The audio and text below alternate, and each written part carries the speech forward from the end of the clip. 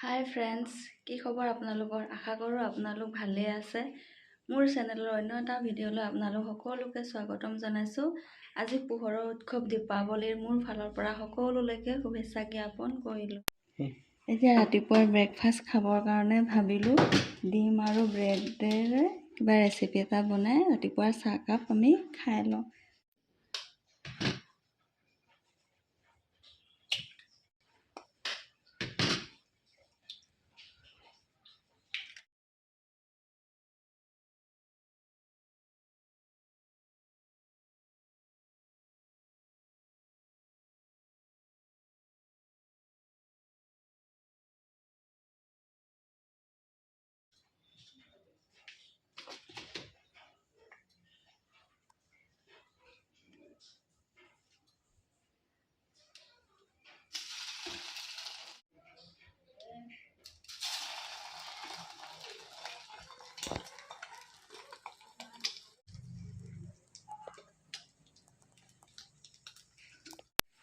এয়া breakfast ready হৈ গ'ল।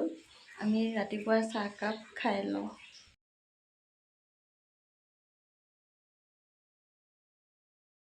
আজি দেৱালীৰ দিনটো বৰ বেয়াকৈ গৈছে। ৰাতিপুৱাৰ পৰা চিপচিপীয়া বৰষুণেই দি আছে।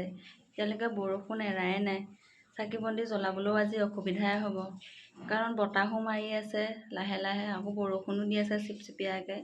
বাহিৰত চাকি এথনি জ্বলাইছিলোঁগৈ মই কেইগছিমান, কিন্তু নুমাই থাকিলে, বতাহ মাৰিছে যে। ভিতৰতে কেইগছিমান এনেই জ্বলাই থৈ দিছোঁ আৰু। এতিয়া ভাবিছোঁ বাহিৰততো ওলাইও যাব নোৱাৰি, একো কৰিবও নোৱাৰি, কিনো কৰোঁ। চিকেন পকৰা কেইটামানকে বনাই খাম বুলি ভাবিলোঁ। ৰেচিপিটো আপোনালোকৰ লগতো শ্বেয়াৰ কৰিম বুলি ভাবিলোঁ, মইনো কেনেকৈ বনাওঁ। যদি ভিডিঅ'টো ভাল লাগে আপোনালোকে চাব, লাইক কৰিব, শ্বেয়াৰ কৰিব, কমেণ্ট কৰিব। চিকেন পকৰা বনাবৰ কাৰণে মই এয়া মাংস এপোৱা লৈ লৈছোঁ আৰু মাংসখিনি মই সৰু সৰুকৈ কাটি লৈ লৈছোঁ। এয়া আদা, নহৰু, জলকীয়া, পিঁয়াজ মই একেলগতে গোটেইখিনি খুন্দি লৈছোঁ, অকণমান থেতালি লৈছোঁ খুন্দনাত। আদা, নহৰু, জলকীয়া পেষ্টখিনি মই ইয়াৰ লগতে মাংসখিনিত দি লৈছোঁ।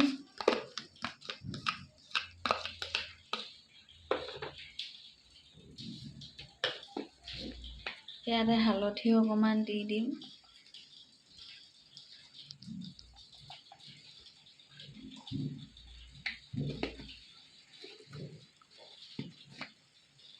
চিকেন পকৰা বনাবলৈ মই কৰ্ণফ্ল'ৰ দি দিম ইয়াত।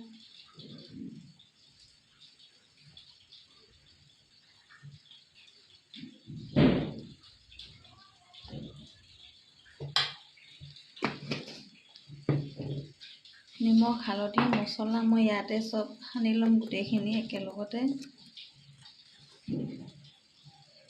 নিমখ সোৱাদ অনুসৰি দি ল'ব।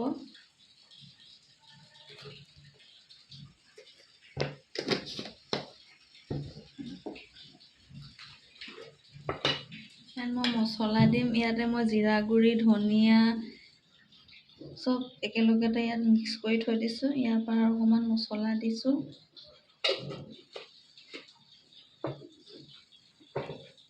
ডিম এটা দি দিম ভাঙি ইয়াতে।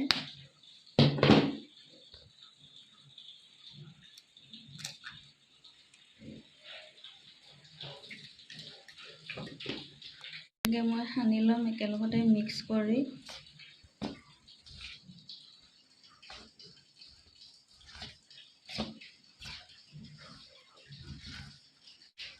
এইখিনি মই ভালদৰে গোটেইখিনি মিক্স কৰি সানি ল'লোঁ। আপোনালোকে চিকেন পকৰা বনাবলৈ হ'লে নিজৰ জোখ অনুমান অনুসৰি মাংস আনিলে তাতে কৰ্ণফ্ল'ৰ দি ল'ব পাৰে। মই এইখিনি আমাৰ দুজন মানুহৰ কাৰণে নিজৰ অনুমান অনুসৰি দি লৈছোঁ। গোটেইখিনি মিক্স কৰি সানি লৈছোঁ। এতিয়া ভালদৰে এইখিনি সানি অকণমান সময় থৈ দিম, 5 মিনিটমান।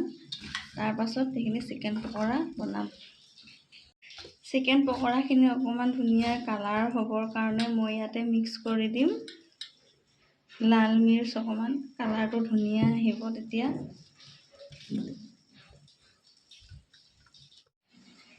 এয়া 5-10 মিনিটমান ৰখাৰ পাছত মোৰ মাংসখিনি এনেকুৱা ধুনীয়া হৈ গ'ল। মছলাখিনি মাংসৰ লগত ভালকৈ মিক্স হৈ গ'ল।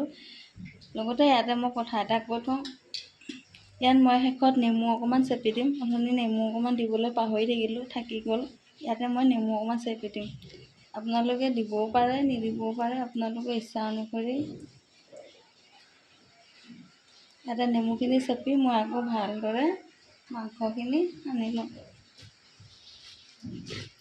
আপোনালোকে মাংসখিনি এনেকৈ মেৰিনেট কৰি ফ্ৰিজতো অলপ সময় থৈ দিব পাৰে। মোৰ কেৰাহীখন গৰম হৈ গ'ল। মই ইয়াতে ৰিফাইন তেল ব্যৱহাৰ কৰিছোঁ পকৰি বনাবৰ কাৰণে। তেলখিনি অলপ সময় গৰম হ'বলৈ দিম। এয়া মোৰ তেল গৰম হৈ গ'ল। মই ইয়াতে মাংসখিনি এতিয়া এপিচ এপিচকৈ দি ল'ম। গেছটো আপোনালোকে প্ৰথমতে অলপ কমাই ল'ব, নহ'লে মাংসখিনি দেৰি যাব। তেলটো বেছি গৰম হৈ গ'লে।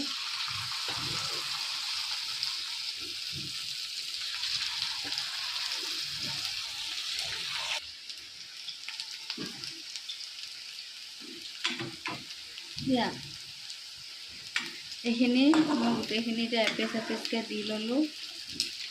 এতিয়া মই সেই লাহেকৈ লুটিয়াই দিম, কাৰণ ৰঙা ৰঙা পৰি গৈছে এক চাইড। এতিয়া লুটিয়াই দিম, ইটো চাইডত ধুনীয়াকৈ সিজিবলৈ দিম। মই গেছটো কমকৈ ৰাখিছোঁ, কম জুইত আগতীয়াকৈ ভালকৈ ভাজি ল'ম।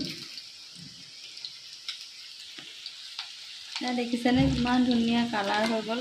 এটা চাইড ৰঙচুৱা হৈ গ'ল। আকৌ মই এতিয়া মাংসখিনি এতিয়া লুটিয়াই ইটো চাইডো ধুনীয়াকৈ সিজিবলৈ দিছোঁ। সেয়া মোৰ পকৰিখিনি ধুনীয়াকৈ সিজি গ'ল। কালাৰটো ইমান ধুনীয়া হৈছে, ৰঙচুৱা হৈ গ'ল। এইখিনি সিজিলে মই এইখিনি কাঁহী এখনত অজৰাই লৈছোঁ।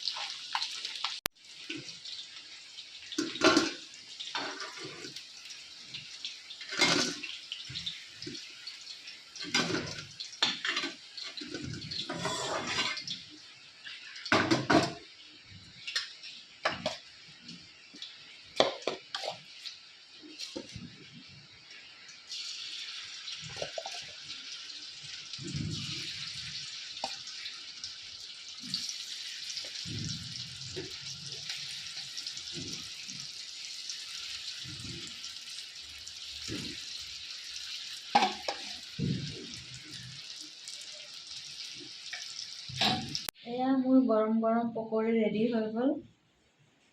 এনেকুৱা বৰষুণৰ বতৰত আপোনালোকেও বনাই খাবচোন, বহুত টেষ্টি হয় খাবলৈ। মোৰ ভিডিঅ'টো যদি চাই ভাল পাইছে তেনেহ'লে লাইক, কমেণ্ট, শ্বেয়াৰ আৰু ছাবস্ক্ৰাইব কৰি দিব। আৰু ভিডিঅ'টো শেষলৈকে চাই থকাৰ কাৰণে অশেষ ধন্যবাদ। তেনেহ'লে আজিলৈ ভিডিঅ'টো ইমানতে সামৰিছোঁ।